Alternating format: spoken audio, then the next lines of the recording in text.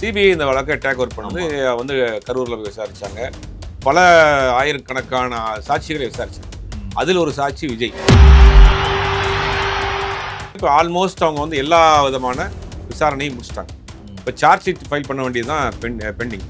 அப்போ கடைசியாக இவர்கிட்ட எதுவும் வாக்குமூலம் வாங்குறதுக்காக கூப்பிட்டுருக்காங்களா, இல்லை சார்ஜ் ஷீட்டில் அவர் ஃபைல் பண்ண போகிறாங்களா அவர் பேரை அப்படிங்கிறது போனதுக்கு பிறகு தான் தெரியும். இதுதான் சம்பவம். பார்த்திபன் வந்து நேற்று இரவுல வந்து கிட்டத்தட்ட விஜய் ரசிகர்கள் எல்லாருமே திரிஷா பக்கம் திருப்பி விட்டுருக்காரு. மன்னிப்பு கேட்ட பார்த்திபனை இப்படிலாம் மனமாறி பேசுற பார்த்திபனா மாறிட்டாரு. என்ன நடந்தது? பார்த்திபன் இஷ்யூ அப்படிங்கிறது ஒரு தனியார் யூடியூப் சேனல் ஒரு அவார்ட் ஃபங்க்ஷன் நடத்துறாங்க. குந்தவை வீட்டில் குந்த வச்சிருந்தால் ஏகப்பட்ட பிரச்சனை வராமல் இருக்கும். குந்தவைன்னு இவங்க வீட்டிலேயே குந்த வச்சிருக்கலாம், வெளியில் வந்ததுனால பாருங்கள் எவ்வளோ பெரிய பிரச்சனை ஆகிடுச்சு. யாரோ ஒருத்தர் என்ன பண்ணியிருக்காங்க, அந்த வீடியோ எடுத்துருக்காரு. வீடியோ எடுத்து சோஷியல் மீடியா அப்லோட் பண்ணோடனே அது பெரிய வைரல் ஆயிடுச்சு. உடனே என்ன பண்ணுறாங்கன்னா, திரிஷா அவங்க ட்வீட் பண்ணுறாங்க, பார்த்திபனுடைய பேரை பெறாமல் மைக் கிடச்சி அதனால பேசுவீங்களா, இது வேற பக்கம் எங்கேயாவது போகுது அப்படின்ட்டு பகிரங்கமாக அவர் வந்து நான் வந்து மதத்தப்படுகிறேன், அது அப்படி தெரியாமல் பண்ணிட்டுன்னு விட்டார். தாவேகா தரப்பில் விஜய்க்கு சிபிஐ வைத்து அழுத்தம் கொடுத்து கூட்டணியை கொண்டு வரக்கு முயற்சி பண்ணுறாங்க.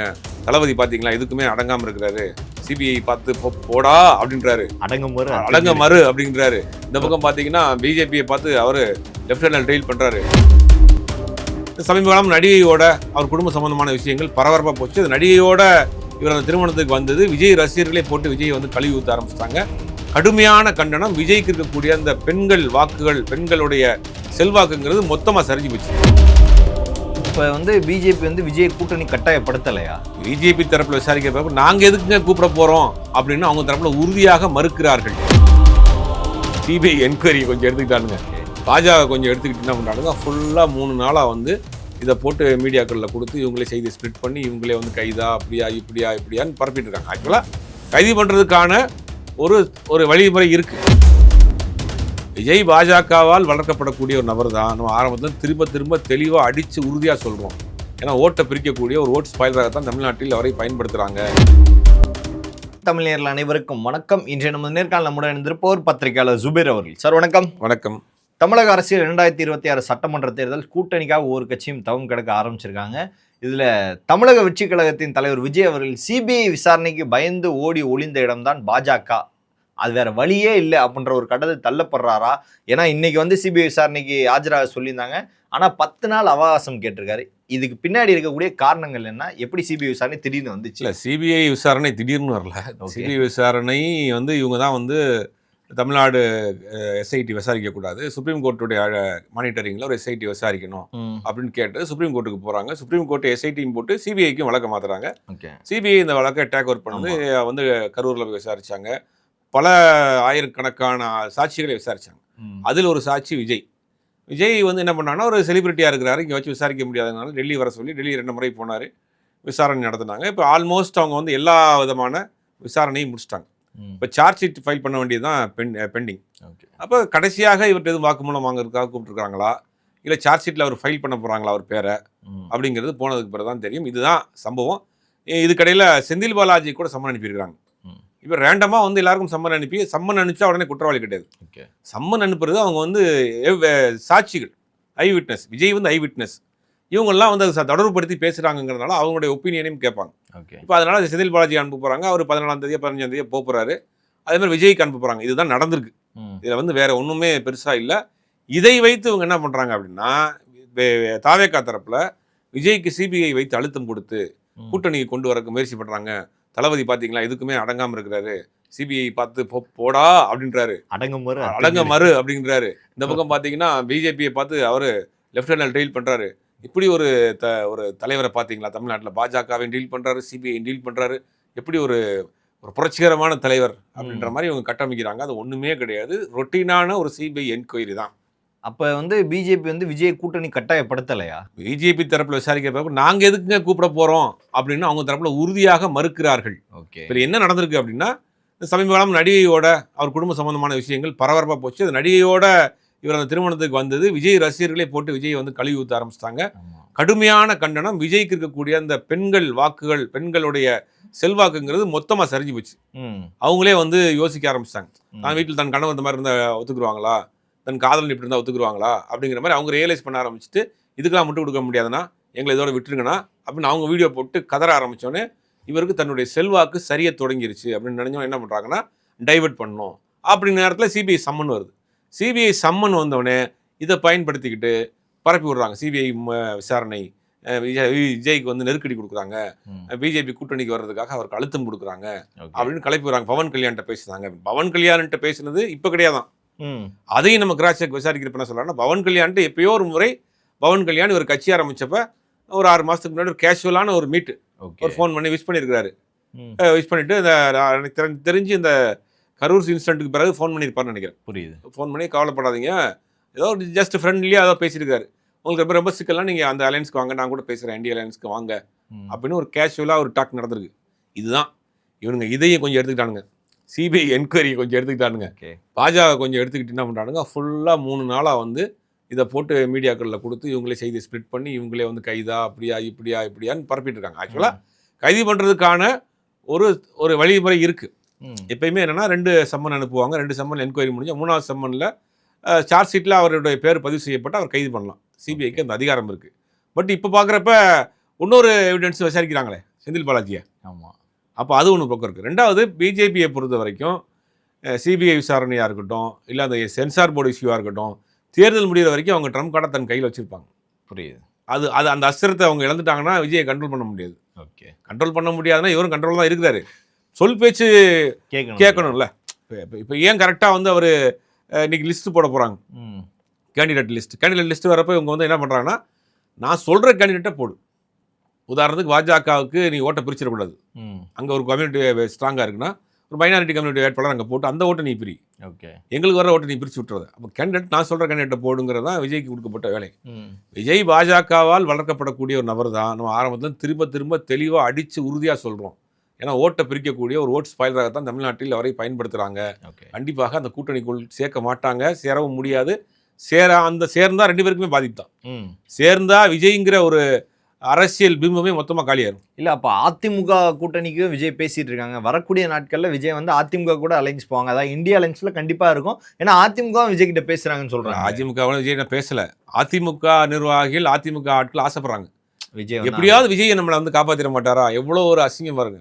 அதாவது அந்தம்மா எம்ஜிஆர் ஜெயலலிதா அவர்கள் இருந்தப்ப அந்த கட்சி கூட யாராவது கூட்டணி வைக்க மாட்டாங்களா, அந்தம்மா கூப்பிட மாட்டாங்களா, போய்ஸ் கார்டன் கதவு திறந்துருக்காதா, நம்ம போயிட மாட்டோமான்னு ஏங்கிட்டு இருந்த ஒரு கட்சி, புதுசாக கட்சி ஆரம்பிச்சு ஒரு நடிகர் கட்சி ஆரம்பிச்சு ஒரு தேர்தலை கூட சந்திக்காத ஒரு கட்சி எங்களை காப்பாற்றிடும் நம்புறாங்க பாருங்க. இப்போ இந்த அதிகமாக விஜய்க்கு முட்டு கொடுக்குறது வந்து அதிமுக தான். எப்படியாவது நம்ம விஜய் வச்சாவது நம்மளை காப்பாற்றிட்டு வரா, நம்ம பழையபடி அமைச்சராகிடலாம், வாரிய தலைவராகிடலாம், மாவட்ட செயலராகிடலாம், பல போஸ்டிங் எம்எல்ஏ எம்பி ஆகிடலாம் அப்படின்னு அந்த கனவுல என்ன பண்ணுறாங்கன்னா, அவங்க ஆசையை இந்த கூட்டணியை பொறுத்த வரைக்கும் அதிமுக பாஜக பாமக கூட்டணியை பொறுத்த வரைக்கும் மிக மிக மிக மிக பலகீனமாக இருக்குது. தமிழ்நாட்டில் அவர்களை நம்ப தயாராக இல்லை. ஓகே, அதிமுகக்குள் பலகீனமாக இருக்குது, பல பிரிவுகளாக இருக்குது. அதிமுக இருக்கக்கூடிய முக்கிய தலைவர்கள் ஒவ்வொருத்தராக வெளியேறிக்கிட்டு இருக்காங்க.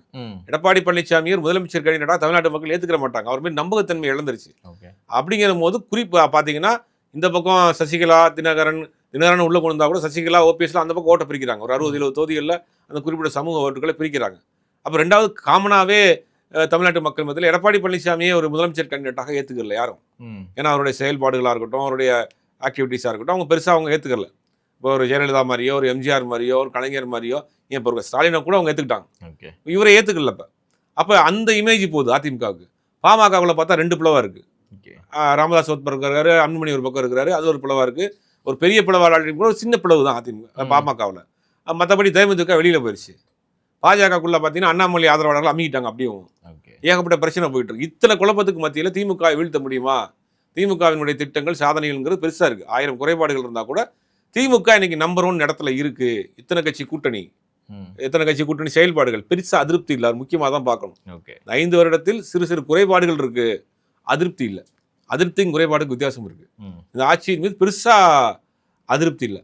ஏன்னா அது எல்லாமே வந்து இந்த ஸ்கீம்ஸ் போய் சேருது. கல்வி, மருத்துவம், கட்டமைப்பு, பெண்கள் நலன், இந்த விஷயத்தில் வந்து திமுக அரசாங்கம் வந்து ஸ்கோர் பண்ணிகிட்டே போகிறாங்க. 4 முதல் திட்டத்தெல்லாம் ரொம்ப கிட்டத்தட்ட 20 வருஷம் கழித்து யூபிஎஸ்சி எக்ஸாமில் டாப் 10ல் தமிழ்நாடு வந்திருக்கு இந்த முறை. அப்போ ஏற்கனவே கல்வியில் நிறையா பண்ணிட்டு இருக்காங்க. கல்வி, மருத்துவம், அந்த மாதிரி பொருளாதார வளர்ச்சி 4% 11% இன்க்ரீஸ் ஆகிருக்கு 5 வருஷத்தில். 2வது பெருசாக வந்து சாதி ரீதியான மத ரீதியான சண்டைகள் பெருசாக இல்லை. அங்கே ஒன்று இங்கே ஒன்று சின்ன சின்னதாக இருந்தால் கூட பெருசாக இல்லை. ஓகே. பல இது வந்து என்னன்னா தமிழ்நாட்டினுடைய உரிமைகள் சார்ந்த விஷயமா இருக்குது. பாஜக எதிர்ப்பு இதெல்லாம் வந்து அதிமுகவுக்கு ஒரு பெரிய கைன். ஒரு பெரிய கூட்டணி அங்கே பலம் இருக்குது. காங்கிரஸ் இருக்குது, கம்யூனிஸ்ட் இருக்குது, விசிகா இருக்குது, மதிமுக இருக்குது, இஸ்லாமிய அமைப்புல ஒரு பெரிய ஒரு கூட்டணி பலத்தோடு இருக்குது. ஆட்சியின் மீது பெருசு அதிருப்தி இல்லை, சிறு சிறு குறைபாடுகள் இருக்குது, அதிருப்தி இல்லை. அப்போ இந்த கூட்டணியை வீழ்த்துவதற்கு என்ன பண்ணலாம்? இந்த கூட்டணி பத்தாது. எடப்பாடி பழனிசாமியை கூப்பிட்டு பத்தாது. அப்போ இந்த விஜயை வச்சாலும் நம்ம காப்பாற்றிடுவார், விஜய் காப்பாற்றிடுவார். எம்ஜிஆர் காப்பாற்றின கட்சி, ஜெயலலிதா காப்பாற்றின கட்சி, நீ விஜய் காப்பாற்றிடுவார் யார் நம்புறா? அதிமுக இருக்கக்கூடிய ஆட்களுடைய ஆசை. ஓகே. இப்போ இந்த விஷயத்தை மறைக்க தான் இந்த விஷயம், அதாவது விஜய், சங்கீதா, திரிஷா இந்த சம்மந்தப்பட்ட விஷயங்களை மறைக்க தான் இந்த சிபிஐன்ற விசாரணை கிளப்பி விட்டுருக்காங்க, இவங்களே போட்டு ப்ரொமோட் பண்ணுறாங்கன்னு சொல்கிறீங்க. ஆனால் பார்த்திபன் வந்து நேற்று இரவில் வந்து கிட்டத்தட்ட விஜய் ரசிகர்கள் எல்லாருமே திரிஷா பக்கம் திருப்பி விட்டுருக்காரு. மன்னிப்பு கேட்ட பார்த்திபனை இப்படிலாம் மனமாறி பேசுகிற பார்த்திபனா மாறிட்டார். என்ன நடந்தது? இல்லை, முதல்ல இந்த சிபிஐ சம்மன்கிறது எல்லாருக்கும் அனுப்புகிறாங்க. ஓகே. அதை இவங்க தனக்கு சாதகமாக பயன்படுத்திட்டாங்க, அதை டைவர்ஷனுக்கு பயன்படுத்திட்டாங்க. ஓகே. சிபிஐ வந்து திட்டமிட்டு அனுப்புறதெல்லாம் கிடையாது. செந்தில் பாலாஜிக்கு அனுப்பிச்சிருக்காங்களே. ஆமா, செந்தில் பாலாஜிக்கு ஏன் அனுப்பிச்சாங்களாங்கிறது இப்போ வரைக்கும் நமக்கு தெரியல. அந்த மாவட்டத்தினுடைய மாவட்ட செயலாளராக இருக்காரு, முன்னாள் அமைச்சராக இருந்தார், சட்டமன்ற உறுப்பினராக இருக்கிறாரு. அந்த நிகழ்ச்சியில் போய் உதவி செஞ்சாரு, அந்த இடத்துல அவருக்கு சமம் இல்லை, பாதிக்கப்பட்டதுக்கு பிறகு தான் போறாரு. அப்போ செந்தில் பாலாஜிக்கு மீது இவங்க தான் குற்றச்சாட்டு வச்சாங்க. அதுக்காக செந்தில் பாலாஜியை விசாரிக்கக்கூடிய அளவுக்கு போயிருக்கிறாங்கிறது தெரியல. அப்போ இந்த சார்ஜ் ஷீட் ஒன்றும் ஃபைல் பண்ணல, இன்னும் சாட்சிகளை விசாரிக்க போறாங்கிறத நம்ம புரிஞ்சுக்கலாம். அப்ப இது போகும், இன்னும் கொஞ்ச நாள் போகும். அப்ப இவரைக்கும் சம்மன் அனுப்பிச்சிருக்காங்க விஜய்க்கு, ஏதாவது சம்பந்தப்பட்ட விஷயமா பேசுறதுக்காகவோ விஜய் தன் கட்டுப்பாட்டில் கொண்டு ஏதோ ஒரு விஷயத்துக்கு அமைச்சிருக்காங்க. இதை என்ன பண்றாங்கன்னா, எங்களை பாஜக கூப்பிடுது. இன்னைக்கு நாஞ்சில் சம்பத் பேசியிருக்காரு, அவர்களுக்கு அழுத்தம் கொடுப்பது எங்களுக்கு வழக்கம், அதை நாங்கள் எதிர்ப்பது எங்கள் வழக்கம். இந்த வியாக்கானம்லாம் அவங்க தளபதி பேச சொல்லு, நீ பேசுவ அந்த ஆளு கொம்பிருக்கிறா, சும்மா இரியா, என்னத்தையா பேசி விட்டு போறாது, அண்ணனை பத்தி தெரியுமா டே, சும்மா அவன் எங்களை வேற அடிப்பாங்க அப்படின்ற மாதிரி அவர் வேற பேசிட்டு போயிட்டாப்ல. அப்ப இதை ஒரு சம்பவம் வருது, அதை வச்சு அப்படியே ஒரு கதையை கிரியேட் பண்ணி இவங்க வந்து பரப்பிட்டு இருக்காங்க. பார்த்திபன் இஷ்யூ அப்படிங்கிறது ஒரு தனியார் யூடியூப் சேனல் ஒரு அவார்ட் ஃபங்க்ஷன் நடத்துறாங்க. அந்த ரேபிட் ஃபயர்ல அந்த போட்டோ காமிப்பாங்க இல்லையா, அந்த மாதிரி ஒரு போட்டோ வர்றப்ப பொன்னியின் செல்வன்ல அந்த குந்தவை கேரக்டரோட கெட்டப்பில் இருக்கிற திரிஷாவுடைய ஃபோட்டோவை காட்டுறாங்க. இவங்களை பற்றி என்ன நினைக்கிறீங்க அப்படின்னு கேட்குறப்ப இவர் எப்பவுமே அவர் சொல்கிற அந்த டைமிங் சென்ஸில், குந்தவை வீட்டில் குந்த வச்சிருந்தால் ஏகப்பட்ட பிரச்சனை வராமல் இருந்திருக்கும்ட்டார். பேசிட்டு வந்திருக்காரு. அப்புறம் இறங்கினோடனே அவர் சொல்லியிருக்காரு, ரங்கராஜ் பாண்டேயில் அந்த கோஆர்டினேட் பண்ணி ரங்கராஜ் பாண்டே பண்ணியிருக்காரு போல, இது தவிர்த்துருக்கலாமே, இது ஒரு இஷ்யூ ஆகுமே. அப்புறம் அவங்க கூப்பிட்டு அந்த மீடியா டீமில் அதை கட் பண்ணிடுங்க, அதை போடாதீங்கன்ட்டு வந்துட்டாங்க. ஓகே. அந்த சேனலும் அதை கட் பண்ணிட்டாங்க. ஆனால் அந்த கூட்டத்தில் இருந்த யாரோ ஒருத்தர் என்ன பண்ணிருக்காங்க, அந்த வீடியோ எடுத்திருக்காரு. வீடியோ எடுத்து சோஷியல் மீடியா அப்லோட் பண்ணோடனே அது பெரிய வைரல் ஆயிடுச்சு. ஓகே. உடனே என்ன பண்ணுறாங்கன்னா, திரிஷா அவங்க ட்வீட் பண்ணுறாங்க, பார்த்திபனுடைய பேரை பெறாமல் மைக் கிடச்சி அதனால பேசுவீங்களா, வாய்ஜால வார்த்தைக்கு அறிவுக்கு என்ன சம்பந்தம் அப்படி இப்படின்னு ரொம்ப டீட்டெயில்டாக அவங்க வந்து அவருடைய பெர்சனலாக வந்து அவருடைய கிரியேட்டிவிட்டியை டச் பண்ணுற மாதிரிலாம் அவங்க போட்டு விட்டாங்க. ஓகே. இவரை உடனே என்ன பண்ணிட்டாங்க, அந்த ட்விட்டர் பார்க்கல. இதில் என்ன பண்ணுறாங்க, சில பெண்ணியவாதிகள் என்ன பண்ணுறாங்க அப்படின்னா, வீட்டில் பெண்களை குந்த வைக்கணுமா, பெண்களை வீட்டில் அடக்குமுறை சொல்கிறீங்க, அந்த அர்த்தத்தை பேசுகிறீங்களா மிஸ்டர் பார்த்திபன் அப்படின்னு. ஐயோ இது வேற பக்கம் எங்கேயாவது போகுது அப்படின்ட்டு பகிரங்கமாக அவர் வந்து நான் வந்து வருத்தப்படுகிறேன், அது அப்படி தெரியாமல் போட்டுருக்குன்னு விட்டார். அதுக்கு பிறகு தான் என்ன பண்ணுறாங்கன்னா, நீங்கள் எதுக்குங்க வருத்தப்படணும், நீங்கள் சொன்னது சரிதானா அப்படின்னு விஜய் ரசிகர்கள் சில பேர் ஆதரவாகவும் சில ரசிகர் பேர் எதிராகவும் ஸ்டாண்ட் வித் பார்த்திபன்கிற மாதிரி அந்த ஹேஷ்டேக்லாம் போட்டு பார்த்திபனுக்கு ஆதரவாக நீங்கள் எதுக்கு மன்னிப்பு கேட்டீங்க, நீங்கள் ஒரு நாட்டில் நடக்கக்கூடிய ஒரு விஷயத்தை தான் நீங்கள் சொல்கிறீங்க, அன்றைக்கி அந்த அவங்க கூட வராமல் இருந்தாலும் அந்த பிரச்சனை வந்திருக்காது, விஜயனுடைய பொலிட்டிக்கல் கேரியருக்கு ஒரு பெரிய செட்பேக் தானே அது, நீங்கள் நல்ல எண்ணத்தோட சொல்லியிருக்கீங்க, இது ஏன் நீங்கள் சொல்லணும் அப்படின்னு அவங்க எல்லாரும் ஸ்டாண்ட் வித்னு போட்டோடனே அவர் போய் அந்த ட்விட்டர் படித்து பார்த்துருக்காரு. அவருக்கு பயங்கர ஷாக் ஆகிடுச்சு, நம்மளை பார்த்து நம்ம கிரியேட்டிவிட்டிலாம் டச் பண்ண பார்க்குறாங்க. பொதுவாகவே பார்த்திபனை பொறுத்த வரைக்கும் பார்த்திபன் வித்தியாசமான செய்கிறதுல அவர் வந்து ஒரு தனியாக இருப்பார், அடையாளமாக இருப்பார். ஆமாம். யாருக்காவது ஒரு கிஃப்ட் கொடுக்குறாருந்தா கூட யாரும் கொடுக்காத கிஃப்டாக இருக்கணும். ஒரு முறை யாரோ ஒருத்தருக்கு வந்து ஒரு பர்த்டே கிஃப்டாக வந்து ஒரு புறாவை வாங்கி கூண்டில் போட்டு அதை பேக் பண்ணி அனுப்பிச்சாராம். ஓகே. இந்த மாதிரி வித்தியாசமாக பண்ணக்கூடிய ஆள் அவர் என்ன பண்ணுறாருன்னா, இந்த ட்விட்டெலாம் பார்த்தவொடனே என்ன பண்ணால், அவர் நடிகர் மட்டும் கிடையாது, பேசிக்காக ஒரு director, creator plus director, actor, producer, பல இதில் இருந்திருக்காரு. அவர் கிட்டத்தட்ட ஒரு 30-40 வருஷமாக இண்டஸ்ட்ரியில் இருக்கிறாரு. திரிஷாவோட சூப்பர் சீனியர் அவர், பாக்யராஜ் உதவியாளராக இருந்தவர் தெரியும். அவருக்கு இது ஹட் ஆயிடுச்சு, நம்மளுடைய கிரியேட்டிவிட்டியை டச் பண்ணுறாங்களே. இந்த அதாவது நீங்கள் ஒரு நடிகரை பார்த்து நீங்கள் வந்து மூஞ்சியை பாரு அப்படின்ட்டு அவங்களுக்கு பயங்கர கோவம் வந்துடும். ஆமாம். ஆனால் அவங்களுக்கு வந்து அதுதான் ஒரு பெரிய விஷயம். நீங்கள் என்ன சொல்லி திட்டினா கூட பேசாமல் இருந்திருப்பாங்க. ஏன் இந்த சம்பவத்தை சொல்கிறேன்னா, நானும் ஒரு நடிகரும் ஒரு பைக்கில் போகிறோம். ஓகே. பைக்கில் போகிறோம், ஒரு அம்மாவை லேசாக அப்படி போகிறப்ப அந்த அம்மா இடிச்சிற மாதிரி போயிட்டாரு. அந்த அம்மா ஓரமாட்டு பார்த்து போக மாட்டேன் மூதேவி அப்படி இப்படின்னு சாரிம்மா மூஞ்சியை பாரு அப்படின்னுச்சு. யாரக்கு பார்த்து மூஞ்சியை பார்க்குறேன்னு வண்டி நிப்பாட்டி இறங்கிட்டாரு. ஐயோ இவ்வளோ நேரம் பேசுறதுக்கு பேசாம வந்து இப்போ ஏன் பேசுறேன்னு. இல்லைங்க என் மூஞ்சியை பாருங்க அந்த மாதிரி எப்படி சொல்லலாம். அப்போ வந்து அவங்க தொழில் சார்ந்த விஷயத்தை அவங்க டச் பண்ணுறப்ப என்னன்னா அவங்களுடைய ஒட்டுமொத்த இமேஜும் அவங்க வந்து எந்திரிச்சு நிற்கும். அப்போ இவருடைய கிரியேட்டிவிட்டியை அவங்க டச் பண்ணுறாங்கன்னொடனே பார்த்திபன் கோமா போச்சு. இறங்கி அடிக்க ஆரம்பிச்சார். சேலை வாங்கி கொடுத்தா நீங்கள் கண்டிப்பாக வீட்டில் இருக்க வேண்டியது கூட வரலாமா அப்படியே அப்படின்னு பேச அவங்க சும்மா இருந்த வாயை கிளறி விட்டாங்க. இனி தொடர்ந்து ஒரு வீடியோ போடுறோம். காலைல 5 மணிக்கு எந்திரிச்சு வரவர். தொடர்ந்து வீடியோ இருக்கா? இருக்கு கண்டிப்பா. இதோட அவங்க நிப்பாட்டாங்கன்னா அவங்க திருப்பி திரிஷா பொறுத்த வரைக்கும் அவங்களும் நிப்பாட்ட மாட்டாங்க. அவங்களும் சோசியல் மீடியாவில் ஆக்டிவா இருக்கிறவங்க தான்.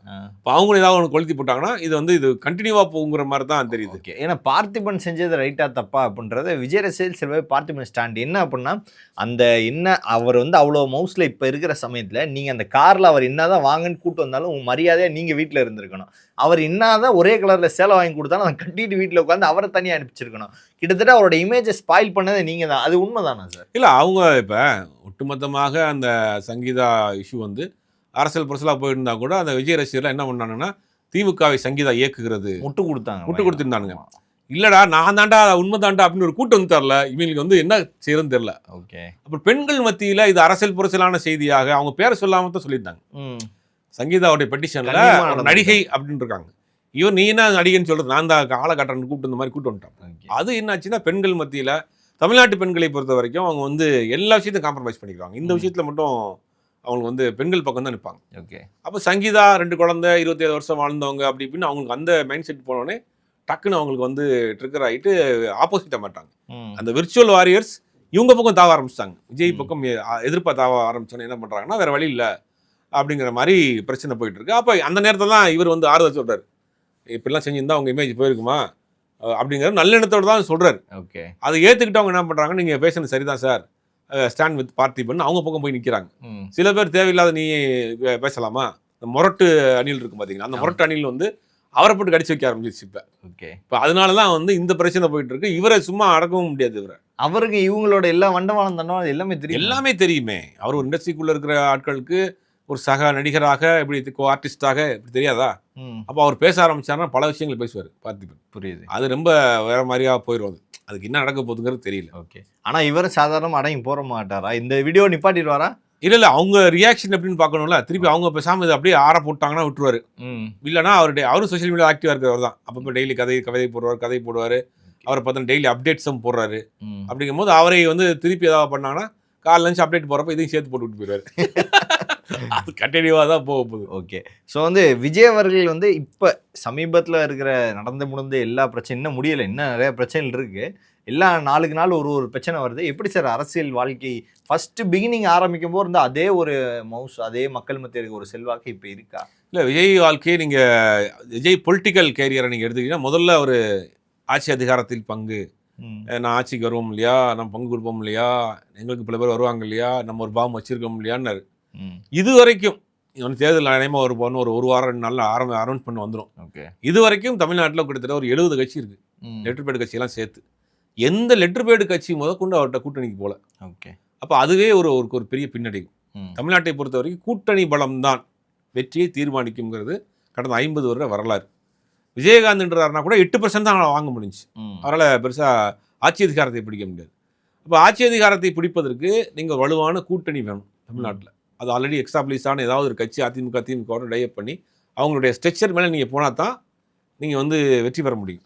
2 வருஷத்துக்குள்ளே ஒரு ஆட்சி அதிகாரத்தை பிடிக்க முடியும் அப்படின்னா எம்ஜிஆராலையும் முடியல, அண்ணாவாலையும் முடியல. முதல்ல அதை புரிஞ்சுக்கணும். 67 திரும்பி வருது, 77 திரும்பி வருது, 67 திரும்பி வருதுன்னா அண்ணா அதுக்கு முன்னாடி 20 வருஷம் ட்ராவல் பண்ணுறாரு. 49 ஆரம்பிச்சது. நீதி கட்சியில் அவருடைய வாழ்க்கையை தொடங்குறாரு. 47 நீதி கட்சி, 49 திராவிட கழகம், பெரியாரோட நீதி கட்சி, பெரியாருடன் முரண்பட்டு தனியாக வந்து அதுக்கு பிறகு ஒரு இயக்கம் ஆரம்பிக்காம இருந்து அதுக்கு பிறகு திராவிட முன்னேற்ற கழகத்தை ஆரம்பிச்சு இடையில வந்து சில இடைத்தேர்தலை சந்திச்சு அதுக்கு பிறகு தேர்தல் வர்றப்ப அவருடைய நேர் எதிர் சித்தாந்தத்தில் இருக்கக்கூடிய ராஜாஜியோட கூட்டணி வைத்து அதுக்கு பிறகு தான் ஆட்சி பிடிச்சார். அண்ணாவினுடைய ஆற்றல் என்ன, எழுத்தாற்றல் என்ன, பேச்சாற்றல் என்ன, செயல்பாடுகள் என்ன, அண்ணாவின் கூட இருந்த அன்னைக்கு தம்பிகள் யார்? மதியழகன், சம்பத், டிகேஎஸ் சீனிவாசன், கலைஞர், பேராசிரியர் அன்பழகன், நாவலன் நெடுஞ்செழியன், எவ்வளோ பெரிய ஆளுமைகள். இத்தனை ஆளுமைகள், இத்தனை தம்பிகளை கூட வச்சுக்கிட்டு அண்ணா வந்து தேர்தலை சந்திக்கிறாரு. ஆனால் அப்படி இருந்தும் கூட அண்ணா என்ன பண்ணுறாருன்னா கூட்டணி வேணும் அப்படின்றார். ராஜாஜியோடு கூட்டணி வைக்கிறார். ராஜாஜி இவர் கருத்துக்கு எதிரானவர். ராஜாஜியும் கூட்டணி வச்சுக்கிட்டாரு, முஸ்லீம் லீக்கையும் கூட்டணி வச்சுக்கிட்டாரு அன்னைக்கு அண்ணா. அப்போ ராஜாஜி சொல்கிறாரு, முஸ்லீம் லீக்கும் திமுகவும் என் இரட்டை குழந்தைகள் அப்படின்னாரு. ராஜாஜி வாயால் சொல்ல வச்சு பிரச்சாரத்தை பண்ணுறார் அண்ணா.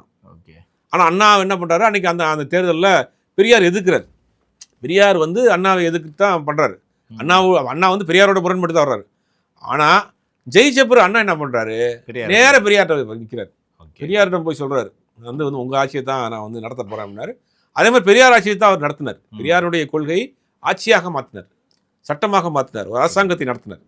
இதெல்லாம் இவங்களுக்கு எதுவுமே தெரியாது. இல்லை சார், அண்ணா எப்படியோ அது மாதிரி இந்த அண்ணா கீழே பாருங்க, ஆதவ் அர்ஜுனா, புஷி ஆனந்த், நிர்மல் குமார், ஏன் சார் அருண்ராஜ், அன்னைக்கு வந்து பேராசிரியர் அன்பழகன், நெடுஞ்செழியன், டி.கே. சீனிவாசன், டி.கே. சிலங்கோன் இருக்கார் இல்லையா, அவங்க அப்பா டி.கே. தத்துவ மேதை டி.கே. சீனிவாசன் சொல்லுவாங்க அவரு. அப்புறம் வந்துட்டு சம்பத்து, பெரிய ஒரு மதியழகன், இந்த மாதிரி பெரிய குரூப் இருந்தாங்க. நீங்க என்ன சொல்றீங்கன்னா அவங்கள மாதிரி கலைஞர், எம்ஜிஆர் பிரச்சாரத்துக்கு இருந்தார். எம்ஜிஆர் விட்டோமே, எம்ஜிஆர் இருக்கிறாரு பிரச்சாரத்துக்கு தலைமை இருக்கவா அப்படின்ற மாதிரி. இப்போ இவங்க எல்லாம் வந்து நீங்க அந்த ரேஞ்சில் சொல்றீங்க. அதை வச்சுன்னா புஷி ஆனந்த், நிர்மல்குமார், அருண்ராஜ் இவங்க எல்லாம் வந்து அன்னைக்கு வந்து கலைஞர் மாதிரி, எம்ஜிஆர் மாதிரி, அன்பழகன் மாதிரி, நாவல் நெடுஞ்செழியன் மாதிரி அப்படிதான் சார் அவங்க நினைச்சிட்டு இருக்கிறாங்க. ஆமா, அதை நினைச்சு அதை பூரா கனவுகள் தான். ஏற்கனவே சொல்லியிருக்கோம், அவங்களுக்கு கனவு உலகத்தில் வாழக்கூடிய ஒரு கூட்டம். அவங்களுக்கு ரியல் லைஃபே எதுவும் புரியாது. 67க்கு முன்னாடி அண்ணா இவருடைய டிராவல் நம்ம இவ்வளோ நேரம் சொல்கிறோம். சரி, 67க்கு பிறகு 77 அண்ணா எம்ஜிஆர் வந்தார். எம்ஜிஆரோட டிராவல் திமுக டிராவல் பண்ணுறார். திமுக சட்டமன்ற உறுப்பினர் இருக்கார், பொருளாளர் இருக்கிறாரு. அப்புறம் 71 அண்ணா மறைவு, 68 அண்ணா மறைவுக்கு பிறகு கலைஞரோட முரண்பட்டு வெளியே வர்றாரு. 71 கட்சி ஆரம்பிக்கிறார். 71 கட்சி ஆரம்பிச்சு 77 தான் எம்ஜிஆர் ஆட்சி பிடிக்கிறார். ஆமாம், அன்னைக்கும் வலுவான கூட்டணியோட. ஆமா, அதுவும் கூட்டணி இல்லைன்னா அப்பயும். ஆமா, அதுக்கு இடையில ஒரு இடைத்தேர்தல் வருது. திண்டுக்கல் இடைத்தேர்தலில் ஜெயிக்கிறார். அன்னைக்கு திமுக ஆட்சியில் இருக்கு. இடைத்தேர்தலில் இவர் தனியாக முதல் முறையாக ஒரு கட்சி ஆரம்பிச்சு போட்டிட்டு ஜெயிச்சு தன்னுடைய ஸ்ட்ரென்த்தை காட்டுறாரு. மாயத்தேவரை நிப்பாட்டி ஸ்ட்ரென்த்தை காட்டுறாரு. கோயம்புத்தூர் இடைத்தேர்தலில் நிற்கிறார். இப்படி இடைத்தேர்தலில் நின்று ஒரு 5 வருஷம் கட்சி. ஆனால் இன்னொரு பெரிய என்னன்னா, எம்ஜிஆர் நம்ம இவ்வளோ சொல்கிறோம் இல்லையா, 71 கட்சி ஆரம்பிச்சு 77 ஆட்சிக்கு வர வரைக்கும் பொருளாதார ரீதியாக மிகப்பெரிய ஸ்ட்ரகிள் நடத்திருக்கு எம்ஜிஆருக்கு. கட்சியை ரன் பண்ணிட்டு போகிறது. எவ்வளோ பெரிய சூப்பர் ஸ்டார் நடிகர். அப்போ பல மாவட்ட செயலாளர்கள் உதவி செஞ்சுருக்காங்க. கோவை தம்பி வந்து சினிமா ப்ரொடியூசராக தெரியும். அவர் கோவை மாவட்டத்தினுடைய மாவட்ட செயலாளர். அவரெல்லாம் பெரிய அளவில் பொருளாதார ரீதியாக கட்சிக்கு உதவி பண்ணியிருக்காரு. ஊருக்கு போய் டொனேஷன் வாங்கி கட்சி நடத்துகிறாராம். யார்? எம்ஜிஆர். அப்படிப்பட்ட எம்ஜிஆருக்கு அந்த சிக்கல் இருந்துச்சு. நீங்கள் என்னடான்னா கட்சி ஆரம்பிச்சு 1.5 வருஷத்தில் யாரோடையும் கூட்டணி இல்லை, வீட்டை விட்டு வெளியில் வர மாட்டேன். இல்லை சார், கிட்டத்தட்ட இவர் சீமானாவே சீமானவர்கள் மாதிரி மாறி இருக்கு. ஏன் அப்படின்னா பேச்சு முரணாவே இருக்கு சார். முதல்ல அவர் தான் இலவசங்கள் வேணான்னு சொன்னார், இன்னைக்கு இலவசம் சொல்றாரு. உதவித்தொகை எதிர்த்தாரு, உதவித்தொகை பிங்க் பஸ் தேவையான்னு கேட்டார், இன்னைக்கு பஸ் எல்லாருக்கும் ஃப்ரீன்னு சொல்றாரு. அந்த இன்னைக்கு அறிக்கையை விட்டதெல்லாம் இவங்க கட்சிக்காரங்க எதிர்த்ததா இருக்கு. அதே தான் இவர் அறிக்கை. இல்லை, அதான் சொல்றேனே, இவரை பொறுத்த வரைக்கும் கூட்டணி வரல, ஜெயிக்க முடியாதுன்னு தெரிஞ்சு போச்சு. தன் மேல் ஒரு பெரிய குற்றச்சாட்டு விழுந்துருச்சு, குடும்ப ரீதியான பிரச்சனை. இதெல்லாம் டைவெர்ட் பண்ணுறது. இப்போ பார்த்தீங்கன்னா கரெக்டாக இந்த மகளிர் தின விழாவில் நீங்கள் எதுக்கு வந்து திட்டங்கள் அறிவிக்கணும்? போனவங்க மகளிரை பற்றி பேசுங்க, வேலுநாச்சியாரை பற்றி பேசுங்க, அன்னை தெரசாவை பற்றி பேசுங்க, அவரோட பிரச்சனை, பெண்கள் முன்னேற்றத்தை பற்றி பேசுங்க, பெண்கள் எப்படி இருக்கணும்னு பேசுங்க, நம்ம ஆட்சியில் பெண்களுக்கு 50% இடஒதுக்கீடு கொடுப்போம்னு பேசுங்க, வேட்பாளர் 50% பெண்களை போட போகிறோம்னு பேசுங்க. அதெல்லாம் விட்டுட்டு ஏன் தேர்தல் வாக்குறுதியை கொண்டு போய் இதில் கொடுக்குறீங்க அப்படின்னா, அதுக்கு 2 நாளைக்கு முன்னாடி தான், அதுக்கு முதல் நைட்டு தான் அவங்க இப்போ வீடியோ போட்டு கும்பிட்டு இருந்தாங்க. அண்ணா இப்படி பண்ணிட்டேன்னா இதுக்கெல்லாம் நான் எப்படி நான் முட்டு கொடுப்பேன்னு அவங்க போட்டு கதறிட்டு இருந்தாங்க. உடனே அதெல்லாம் நான் பார்த்துக்கிறேன், அதெல்லாம் ஒருத்து கிடையாது. அதை டைவெர்ட் பண்ணுறதுக்கு தான் என்ன பண்ணுறாங்கன்னா 2500 ரூபா இலவச பேர், ஆண் பெண்ணுக்கு இலவச பேர். இந்த 60 வயசுக்குள்ள இருக்கவங்களாம் வந்து பஸ் ஃப்ரீ, தாய்மாமன் மோதிரம், இது எதுவுமே சாத்தியப்படுது. ஒரு நாளைக்கு புள்ளி விவரம் என்னன்னா 4000 குழந்தைகள் பிறக்குங்கிறாங்க தமிழ்நாட்டில். ஒரு மாதத்துக்கு குறைஞ்சபட்சம் 4 லட்சம் குழந்தை. ஒரு சவரன் சார் 1 லட்சம் ரூபா. 1,20,000 ரூபா இன்னைக்கு ரவுண்டா 1 லட்ச ரூபா வச்சா கூட வருஷத்துக்கு 4 லட்சம் குழந்தைகளுக்கு கொடுக்கணும். இது எங்கே போய் நிற்கும்? சரி, 2500 ரூபா கொடுக்குறீங்க. 60 வயதுக்குள்ளவங்களுக்கு தான் 2500 ரூபா. 60 வயதுக்குள்ளே இருக்கிறவங்களுக்கு மேலே வேண்டாமா? 60 வயதுக்கு மேலே உள்ளவங்க, 60 வயதுக்கு மேலே உள்ளவங்களுக்கு தான் உடல் உழைப்பு செய்ய முடியாதவங்களா இருப்பாங்க, கணவனால் கைவிடப்பட்டவங்களா இருப்பாங்க, கணவன் இல்லாதவங்களா இருப்பாங்க, குழந்தைகள் இல்லாதவங்களா இருப்பாங்க, அவங்களால உடல் உழைத்து சம்பாரித்து சாப்பிட முடியாதவங்க இருப்பாங்க. அவங்களுக்கு தான் முதல்ல வேணும். இவர் என்ன சொல்கிறாருன்னா 60 வயதுக்குள்ளே இருக்க பெண்கள், சரி 60 வயதுக்குள்ளே இருக்க பெண்களுக்கு 2500 ரூபான்னா, ஒரு வீட்டில் பாட்டி, அம்மா, 2 பிள்ளைங்க இருக்குது, 4 பேர், 10,000 கொடுத்துருவீங்களா? எவ்வளோ கொடுப்பீங்க? ஒட்டுமொத்தமாக தமிழ்நாட்டுடைய பெண்களை வந்து 2.5 கோடி ரூபா, 2.5 கோடி பேர்னு வச்சுங்க. 2.5 கோடி பேருக்கு 10,000 2,500 ரூபா கொடுத்துருவீங்களா? இது எதுவுமே சாத்தியம் கிடையாது. அப்போ என்ன செய்யறாருன்னா இந்த விஷயத்தை டைவெர்ட் பண்ணுறது. இப்போ நைட்டு பூரா போட்டு அடிச்சுட்டு இருந்தானுங்க, அடுத்த நாள் காலைல வந்து எல்லாத்துக்கிட்ட இதை பற்றி பேசுவாங்கல்ல. 2500 கொடுக்க முடியுமா, முடியாதா, தங்கம் கொடுப்பாரா, கொடுக்க மாட்டாரா, தாய்மாமன் சீரா, தாய்மாமன் சீரெலாம் அப்புறம் செய்யலாம். பெத்த பிள்ளைக்கு செய்ய வேண்டிய கடமைன்னு ஒன்று இருக்குது, சீர்னு ஒன்று இருக்குது. சீர் கொடுக்குறதுங்கிறது கிஃப்ட், அதுக்கு வந்து லிமிட் கிடையாது. அது நீங்கள் நினச்சா கொடுக்கலாம், கொடுக்காம விட்டலாம். தாய்மாமன் சீருங்கிறது நீங்கள் எத்தனை தட்டில் சீர் கொண்டு போகிறோம், எவ்வளவு நகை வாங்கி கொடுக்குறோம், எவ்வளவு சேலை வாங்கி கொடுக்குறோங்கிறது அவங்களுடைய செல்ஃபாக இருக்கக்கூடிய ஒரு அன்பில் செய்கிறது. ஓகேவா? அது வந்து நீங்கள் செய்யலாம், செய்யாமல் போகலாம், உங்கள் பொருளாதார சூழ்நிலையை பொறுத்து. கடமைன்னு ஒன்று இருக்குது. கடமை அப்படிங்கிறது தாய்க்கு செய்ய வேண்டிய கடமை. ஒரு பிள்ளையா தாய்க்கு செய்ய வேண்டிய கடமை, தந்தைக்கு செய்ய வேண்டிய கடமை, மனைவிக்கு செய்ய வேண்டிய கடமை, மகளுக்கு செய்ய வேண்டிய கடமை, மகனுக்கு செய்ய வேண்டிய கடமை. இது கடமை, கட்டாயம். இந்த கடமையிலேருந்து எஸ்கேப் ஆகிட்டு சீர் கொண்டு வந்து தர்ற அப்படின்னு நீங்கள் இங்கே வந்து நிற்கிறீங்களே. உங்கள் வீட்டில் இருக்கக்கூடிய பிள்ளைகளுக்கு நீங்கள் என்ன செஞ்சுருக்கீங்க? 20 வயது பெண்ணாக இருக்குது, அந்த பொண்ணுக்கு கல்யாணம் பண்ணணும், அந்த பொண்ணுக்கு ஒரு லைஃப்பை செட்டில் பண்ணணும், அந்த பொண்ணுக்கு ஒரு வாழ்க்கையை அமைச்சு கொடுக்கணும். அதை நீங்கள் விட்டுறீங்க. 26 வயசு பையன் ஒரு படத்தை டைரக்ட் பண்ணி வச்சிருக்காப்புல, அந்த படத்தை கொண்டு வருவோம். உங்கள் அப்பா உங்களுக்கு எவ்வளோ பேக்ரவுண்டாக இருந்தார், உங்களை பற்றி எவ்வளோ கடுமையாக எழுதுறப்ப உங்கள் அப்பா உங்கள் பக்கப்படமாக நின்று உங்களை காப்பாற்றி நடிகராக உங்களை உருவாக்குனதே உங்கள் அப்பா தானே. அன்னைக்கு அஜித் ஒரு நடிகர் வராரு, ரொம்ப அழகாக ஹேண்ட்ஸமாக இருக்காரு. நீங்கள் பக்கத்தில் வந்து நிற்கிறீங்க. பழைய நாளையில் விஜயனுடைய படத்தங்களாம் பார்த்தா தெரியும், கடுமையாக விமர்சனங்கள் இருந்தாலும் என்ன பண்ணுறாரு, உங்கள் அப்பா விடாமுயற்சி பண்ணி ஏதாவது பண்ணி பையனை கொண்டு வந்து எப்படியா ஹீரோ வைக்கணும் ஆசைப்பட்டுட்டான், வந்துட்டான். நம்மளால் முடிஞ்ச அளவுக்கு உதவி பண்ணணும்னு எல்லா விதமான பொருளாதார ரீதியாக இறங்கி போய் எல்லாத்தையும் போட்டு, அது வரைக்கும் அவர் சந்திரசேகருக்கு ஒரு பேர் இருக்குது, லட்சிய இயக்குனர்னு ஒரு பேர். ஆனால் தன் பையனை உருவாக்குறதுக்கு என்ன பண்ணுறாருன்னா ஒரு மாதிரி கிளாமரிஸான படமாக எடுக்க ஆரம்பிச்சிட்டார். பார்த்தீங்கன்னா அப்போ தான் உங்களுக்கு மக்கள் மத்தியில் போய் சேரும். பொண்ணு ரசிகன், தேவா அப்படிங்கிற மாதிரி அந்த மாதிரிலாம் ஒரு குத்துப்பாட்டு, 2-3 டபுள் மீனிங் வசனங்கள்லாம் போட்டு இப்படியாவது பையன் கொண்டு போய் சேர்ந்துருவாங்க. விஜயகாந்தை கூப்பிட்டு வர்றாரு, செந்தூர பண்ணி என் தம்பி சொல்லுங்க அப்படின்னு அவர்கிட்ட கொண்டு வந்து வைக்கிறார். ஏதாவது பண்ணி தன் பையனை வந்துட்டான் அவனை காப்பாற்றணுங்கிறதுக்காக எவ்வளவோ முயற்சி பண்ணி தன்னுடைய இமேஜை இழந்தார், பணத்தை இழந்தார், பொருளாதாரத்தை இழந்தார். எல்லாத்தையும் கொண்டு வந்து வச்சு நிப்பாட்டி பக்கப்பலமாக பின்னாடி இருந்து உங்களை ஒரு ஹீரோவை தூக்கி உட்கார வைத்ததில் எஸ்ஐசியினுடைய பங்கு 100%. விஜயே 2வது படத்தில் மனசு முடிஞ்சு போயிருப்பார் வேணான்னு, விடாமல் இவரை கொண்டு வந்து நிப்பாட்டினது. அப்போ உங்கள் தகப்பனாக எஸ்ஐசி செய்த வேலையை விஜய் தன் பிள்ளைக்கு ஏன் செய்கிறார்? இது அடிப்படையாக இல்லையா? கண்டிப்பாக. உங்கள் பையன் ஆசைப்படுறாரு, ஒரு படத்தை டைரக்ட் பண்ணி வச்சுருக்கிறாரு, ஒன்றும் பிஸ்னஸ் ஆகாமல் இருக்குது. தகப்பனா குறைந்தபட்சம் அந்த பையனுக்கான வழிகாட்டியாக நீங்கள் என்ன இருந்திருக்கீங்க? அதை துரத்தி விட்டீங்க. பிள்ளை எங்கேயோ வெளிநாட்டில் படிக்குது, மனைவி வீட்டுக்குள்ளே அலோவ் பண்ணுங்கன்னு அவங்க கேட்குறாங்க. இதெல்லாம் கடமை இல்லையா? சரி, கணவன் மனைவிக்குள்ளே 1000 பிரச்சனை இருக்கட்டும், பிள்ளைங்க என்ன பண்ணிச்சோங்க? கணவன் மனைவிக்குள்ளே 1000 பிரச்சனை இருக்கட்டுங்க. எத்தனையோ குடும்பத்தில் நம்ம பார்க்குறோம், கணவன் மனைவி பிரிஞ்சிருப்பாங்க, பிள்ளைகளை பார்த்துருப்பாங்க. ஆனால் நீங்கள் என்ன பண்ணுறீங்க? அது எல்லாரையுமே துரத்தி விட்டீங்க. அப்பா வேணான்றீங்க, அம்மா வேணான்றீங்க. சமீபத்தில் கூட அவர் எஸ்ஐசி பேசின ஒரு வீடியோ ஒன்று சோசியல் மீடியாவில் போயிட்டு இருந்துச்சு. வேற ஒரு பிடியில் அங்கே மாட்டிகிட்டு இருக்காரு, என் பிள்ளையை காப்பாற்றணுன்ற மாதிரியான பேசின வீடியோலாம் போயிட்டு. அப்போ வேறு ஏதாவது கூட்டத்தில் மாட்டிக்கிட்டு நீங்கள் ஒட்டுமொத்தமாக அவங்க சொல் பேச்சை கேட்டுக்கிட்டு யாருடைய ஆசைக்காக ஒரு கட்சி ஆரம்பிச்சுக்கிட்டு யாரையே முதலமைச்சராக உங்களை தூண்டி விட்டுக்கிட்டு நீங்கள் யாருக்கு எதிராக பேசிக்கிட்டு இதெல்லாம் தமிழ்நாட்டு மக்கள் பார்த்துக்கிட்டு தான் இருப்பாங்க. அப்போ நீங்கள் கடமையை நிறைவேற்றாமல் நான் எல்லாருக்கும் நான் அண்ணனாக இருக்கேன், தம்பியாக இருக்கேன், மாமாவாக இருக்கேன், மச்சாவாக இருக்கேன், எதுவுமே நீங்கள் முதல்ல அதெல்லாம் நீங்கள் இருக்கலாம். உண்மையாக யார்கிட்ட இருக்கணும்? குடும்பத்தில் இருக்கணும். அப்பாவுக்கு பிள்ளையாக இருக்கணும், அம்மாவுக்கு பிள்ளையாக இருக்கணும், பிள்ளைகளுக்கு தகப்பனாக இருக்கணும், மனைவிக்கு கணவனாக இருக்கணும். அது இருக்கீங்களா? உங்களுக்கு இருக்க வேண்டிய கடமை அது. அது கிஃப்ட் கிடையாது, நீங்கள் கொடுக்குற சீர்வரிசை கிடையாது, அது கடமை. அந்த கடமையிலேருந்து தவறிட்டீங்க, வெளியேறி நிற்கிறீங்க. இப்போ வெளியே மேலையில் வந்துக்கிட்டு நான் தமிழ்நாடு மக்களை எங்களையும் பிரிக்க முடியாது, தமிழ்நாட்டு மக்களையும் உங்களையும் பிரிக்க முடியாது நீங்கள் சொல்கிறீங்க. குடும்பத்தை விட்டு பிரிஞ்சில் நீங்கள் இருக்கிறீங்க.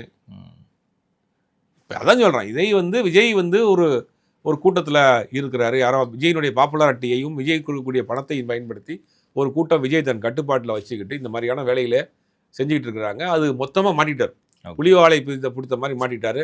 அரசியல் வாழ்க்கையும் முழுதாக போச்சு, கூட்டணி அமையலை, யாரும் வரல, பேரும் இமேஜும் மொத்தமாக போயிடுச்சு. தேர்தலுங்க முடிவுங்கிறது அவருக்கு கண்டிப்பாக மைனஸாக தான் வரப்போகுது, நெகட்டிவாக தான் வரப்போகுதுங்கிறது எல்லாருக்கும் அவருக்குமே தெரியும். அப்போ என்ன பண்ணலாம்? அடுத்து சினிமாவுக்கும் போக முடியாது. ஒட்டுமொத்தமாக யாரோ ஒரு பிடியில் மாட்டி அவருடைய சினிமா கேரியரையும் இழந்து அரசியல் கேரியரையும் இழந்து நிற்கிறாரு. இது எல்லாம் நம்ம மிகைப்படுத்தி விஜய் மேல் உள்ள இமேஜை காலி பண்ணுறதுக்காக சொல்ல, இதுதான் யதார்த்தம். ஓகே, தேர்தல் முடிவுக்கு பிறகு தெரியும். புரியுது. பல்வேறு கேள்விகளுக்கு பதில் தமக்காக மிக்க நன்றி சார். நன்றி. ஐயோ வேணாண்டா, சுத்தமாக செட் ஆகுது. ஏடா ஃபோட்டோவை பார்த்து டக்குன்னு வேணான்னு சொல்லிட்டேன், நல்லா தானடா இருக்கா, இவ்வளோ என்ன குறைச்சு? நான் ஃபோட்டோ பார்த்து சொல்ல, இந்த பொண்ணை நேரில் பார்த்துருக்கேன், பேசியிருக்கேன்.